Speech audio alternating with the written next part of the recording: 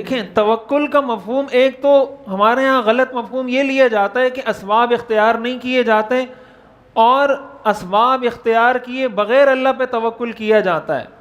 کہتے ہیں اللہ کے حکم سے ہی ہوگا اور اس کے حکم کے بغیر نہیں ہوگا، لہٰذا میں اگر یہ سبب اختیار نہ بھی کروں تو کچھ نہیں ہوگا.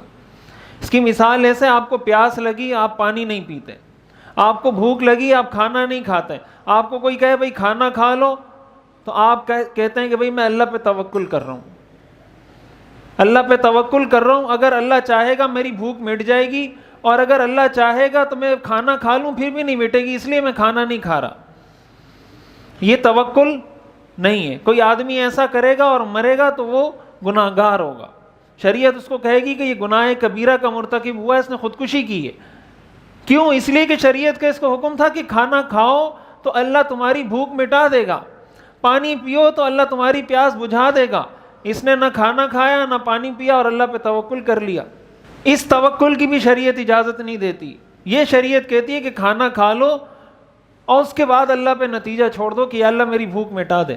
دوسرا درجہ یہ کہ انسان اسباب اختیار کرے اس کے باوجود بھی اللہ پہ بھروسہ نہ ہو، کہ آپ نے کھانا کھا لیا پانی پی لیا اس کے باوجود آپ کو یہ یقین نہیں ہے کہ اللہ میری بھوک مٹائے گا یا نہیں مٹائے گا، اللہ میری پیاس بجھائے گا یا نہیں بجھائے گا. تو اسباب اختیار کرنے کے بعد اگر کوئی توکل نہیں کرتا یہ بھی جائز نہیں ہے. آپ نے بیماری سے بچاؤ کی تدابیر اختیار کر لی، احتیاطی تدابیر اختیار کر لی، اب اللہ پہ بھروسہ کر لیں کہ اللہ مجھے بچائے گا. اگر احتیاطی تدابیر، علاج، معالجہ ساری چیزیں کرنے کے بعد بھی آپ اللہ پہ بھروسہ نہیں کر رہے، اس کا مطلب آپ بھی توکل نہیں کر رہے.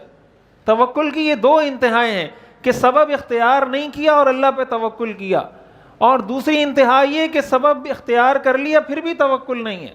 یہ جو دعا قرآن کریم نے ہمیں سکھائی ہے نا، حسبنا اللہ و نعم الوکیل، کہ ہمارے لیے اللہ کافی ہے اور اللہ بہترین وکیل ہے، بہترین کام بنانے والا ہے، بہترین کارساز ہے. یہ ہمیں اسی لیے سکھائی ہے کہ ہم اسباب اختیار کرنے کے بعد اللہ پہ چھوڑ دیں. تو اس لیے یہ جو خوف و ہراس ہے، یہ جو وہمی پن ہمارے لوگوں میں آ گیا ہے، اس سے بھی اپنے آپ کو نکالیں.